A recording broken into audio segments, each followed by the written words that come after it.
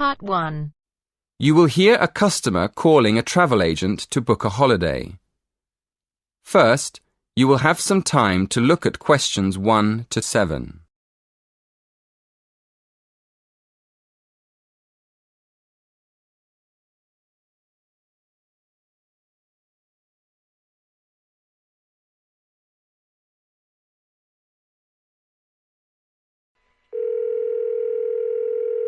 Hello, Travelwide, can I help you? Oh yes, good morning. I'm looking for a hotel for a long weekend. Okay, first of all, where would you like to stay? I mean, are you looking for a peaceful weekend in the country, a busy city break, or a relaxing time at the beach? Well, I certainly want a quiet weekend. I work very hard, so I'd like to relax for a few days. Right, so it would be country or beach. Which would you prefer? The beach is very relaxing, but I think I'd rather go to the country this time. Okay, that's fine. Let me have a look at country hotels. Would you like to stay at a spa hotel where you could swim, read, eat healthy food and have relaxing treatments? Or would you prefer a family hotel on a farm? I must say I like the idea of a spa. Well, that's great. Now, let's just look at our spa hotels. You definitely don't want the beach. No, I'd like to go somewhere in the countryside, somewhere where I can go for walks. Okay, then it won't be the Ocean Waves Resort. Farmhouse Getaways is a family-run hotel in the country, but it's not a spa. How does Sparkling Spring sound? It's a luxury spa hotel in the countryside with an indoor heated pool and views over the fields and woods nearby. That sounds exactly what I'm looking for. Let's go for that. Excellent. Now, if I can take some details, I can make the booking for you. Could I have your full name, please? Yep. My name's William French. William French. And your address? Number 4, The Willows, Stan March, Norfolk, NE1 4SP. The Willows. Sorry, how do you spell that? WILLOWS. The Willows. Thank you. And can I have a contact number for you? Yes, my mobile's probably the best one. It's 07632 112254.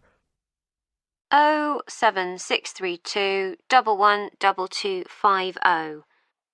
No, it's 07632 112254. Sorry, 54.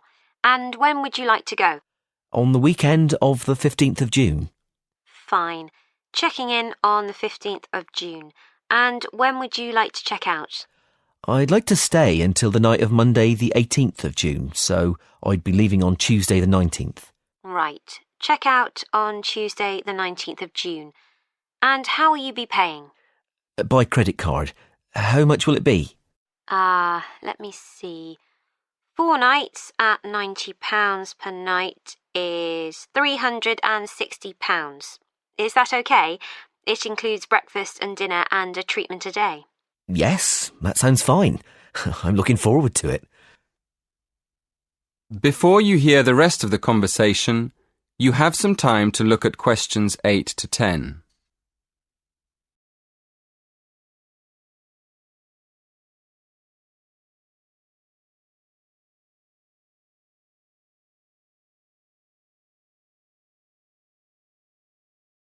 Now listen and answer questions 8 to 10. Would you like me to tell you how to get to the hotel once you're in the village? It's a bit difficult to find. Oh, yes, please. I have maps on my mobile phone, but there isn't always a signal. OK. Well, coming into the village from the motorway, which is in the east, the first building you see on your right is the church. It's right opposite the garden centre. OK.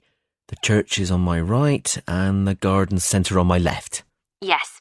Just after that, you'll come to the railway crossing, and then you'll see the river on your left. After that on the right, you'll see the school. It's just before the bridge, over the river. So the school's before the bridge? Yes, that's right. Now, just after the bridge, you'll see a turning on your left. Take that and follow the road through the fields. On your left, between the road and the river, you'll see a lot of vegetable gardens. just keep going down the road to the end. It leads straight into the car park at the spa. You can't miss it. It's at the end of the road. Thank you very much for your help. My pleasure. I hope you have a lovely weekend. That is the end of part 1. You now have half a minute to check your answers.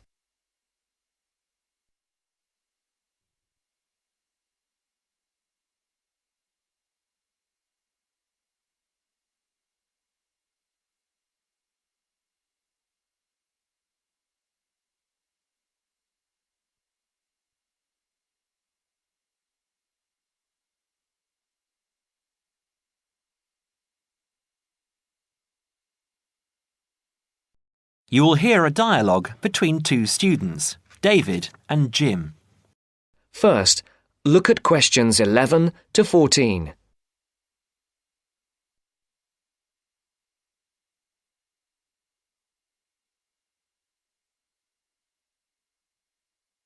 Listen carefully. Hi, David. I'm glad I found you. I've got a topic for our presentation next month. What is it? I thought it would be a good idea to talk about glass and how it's recycled. That doesn't sound very interesting. That's what I thought, but it is.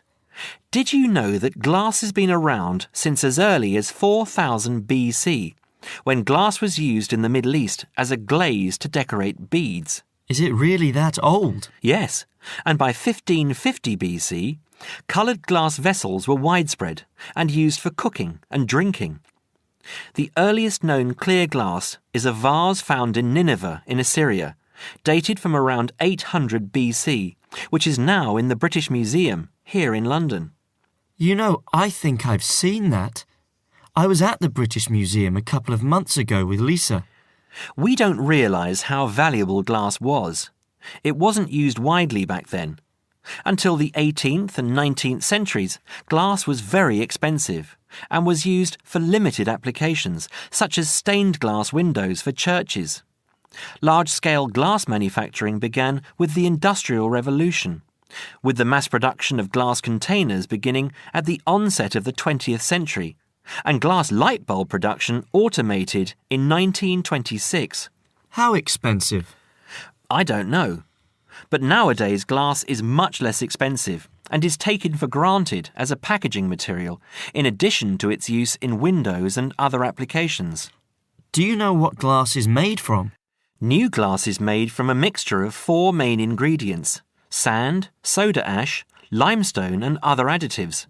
These additives include iron for colour, brown or green, chromium and cobalt for colour, green and blue respectively, lead to alter the refractive index, alumina for durability, and boron to improve the thermal options.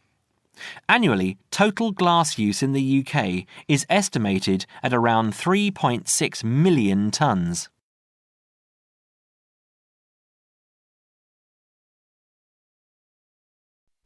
Before the broadcast continues, look at questions 15 to 20.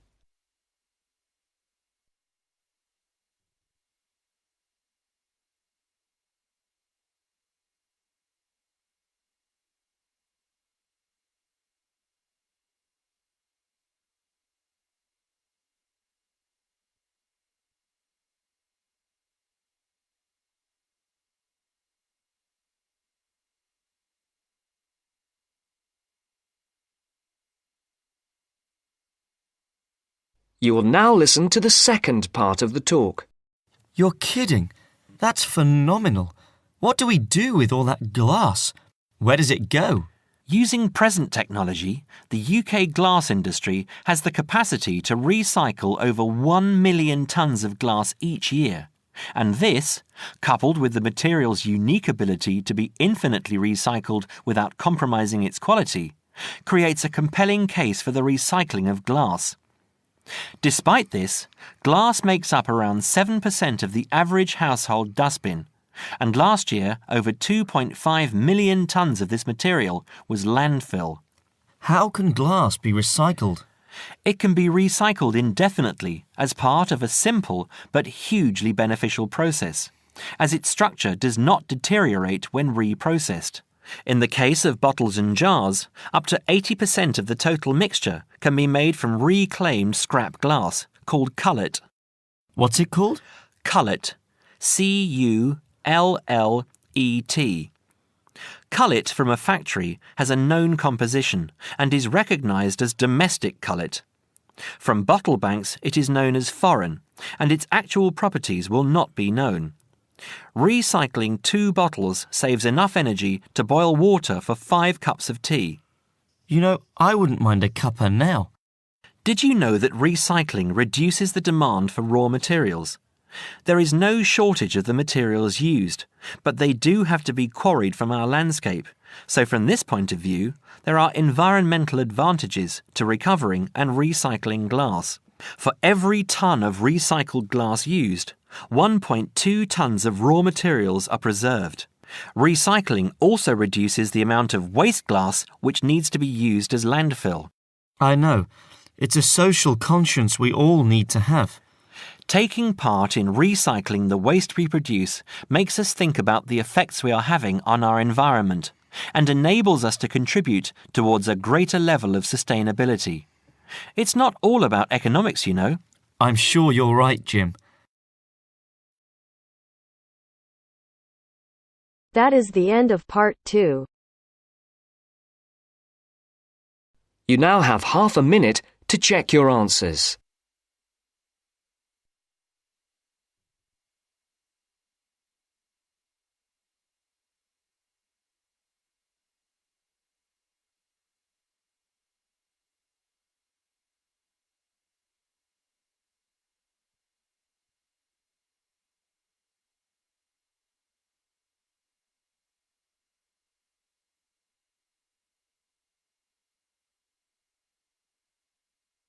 Now turns to part 3. Part 3. John has applied to train as a teacher and is being interviewed. In this stage of the interview, the interviewer will discuss John's previous studies and work experiences. First, you have some time to look at questions 21 to 25.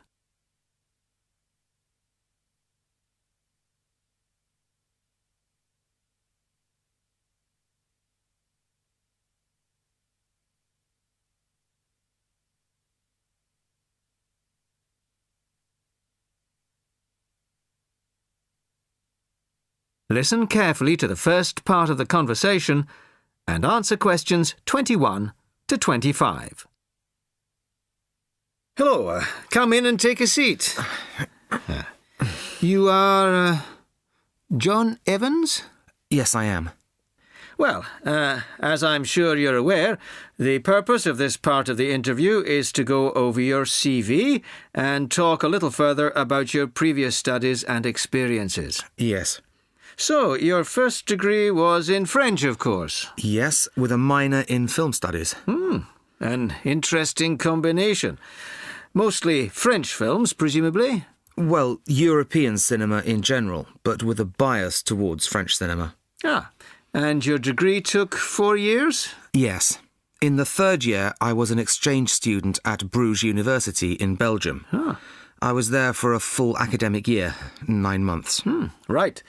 Well, you graduated 2 years ago, and then you took some time out, as it were. Yes, I spent 6 months as a volunteer working on restoring historic buildings in France. Oh. Was that with a well-known organisation? They're called Restoration Vacations here, but they operate under different names in several countries. I think they're quite well known. So, it was a 6-month vacation, really? No, I went for a week, but really liked it, and I got asked to stay on as a translator. Because I could speak French quite well, it was my job to liaise between the owners of the buildings and the English-speaking volunteers. That must have been a very enjoyable experience. Before you hear the rest of the conversation, you have some time to look at questions 26 to 30.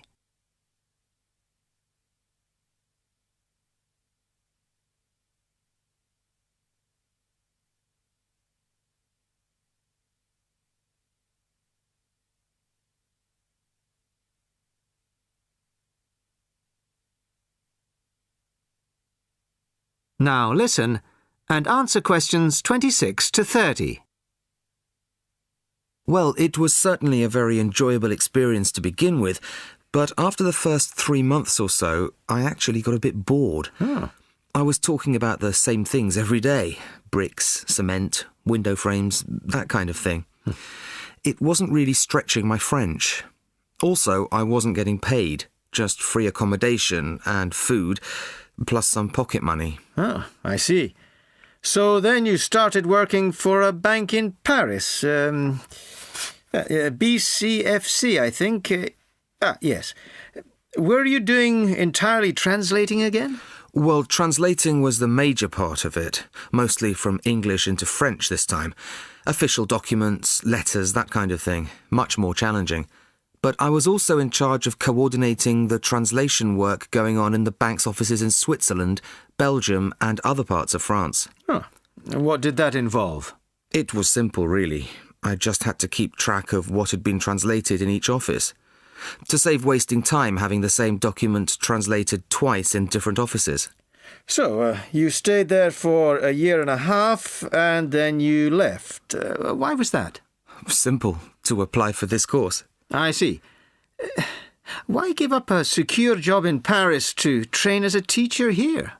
I've always imagined that I'd be a teacher, really. I loved being in Paris, but I wouldn't want to spend the rest of my life working for a bank. Do you think your experiences in France will help you as a teacher of French? It certainly helped my French, and my experiences certainly gave me a much better understanding of French culture. Although that may not be of enormous use when it comes to standing up in front of a class of British 13-year-olds. Perhaps not. Thank you very much. The next stage of the interview will be conducted by my colleague in room 207. That is the end of part 3. You now have half a minute to check your answers.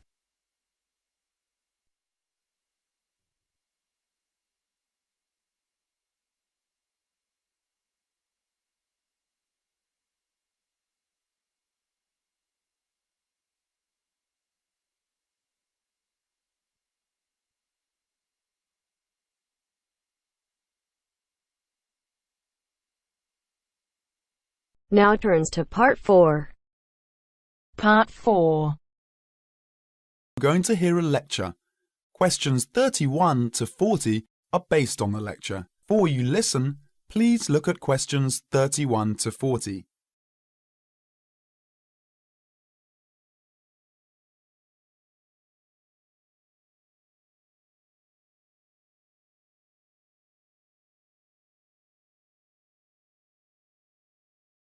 Now listen to the lecture and answer questions 31 to 40. Urban and community forestry can make great differences in our lives. Each one of us can make a personal contribution. As we develop and apply technologies for a better way of life, oftentimes side effects adversely affect our natural environment. For example, in our urban areas, summer temperatures and noise levels are higher than in surrounding countryside.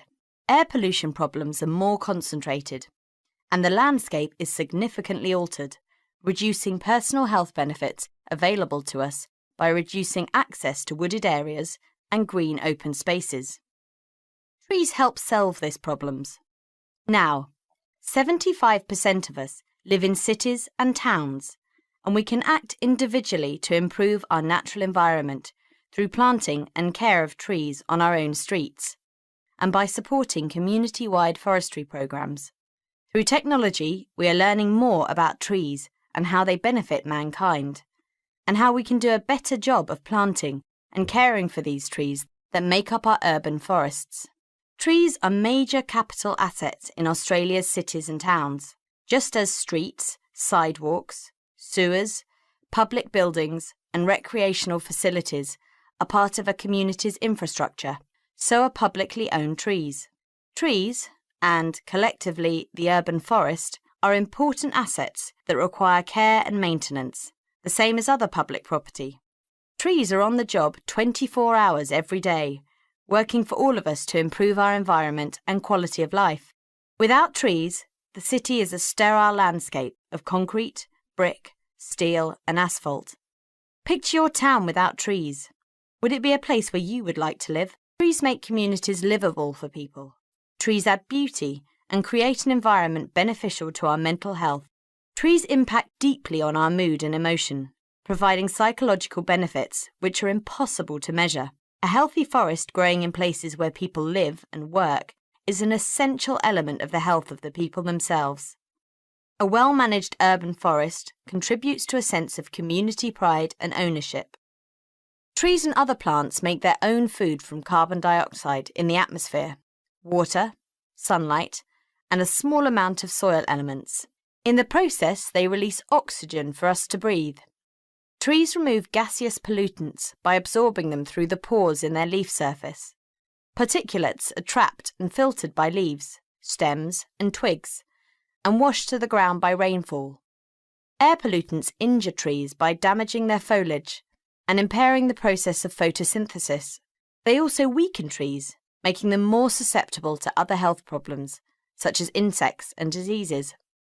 The loss of trees in our urban areas not only intensifies the urban heat island effect from loss of shade and evaporation, but we also lose a principal absorber of carbon dioxide and trapper of other air pollutants as well.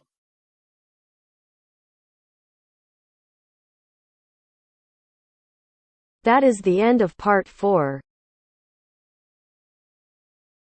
You now have half a minute to check your answers.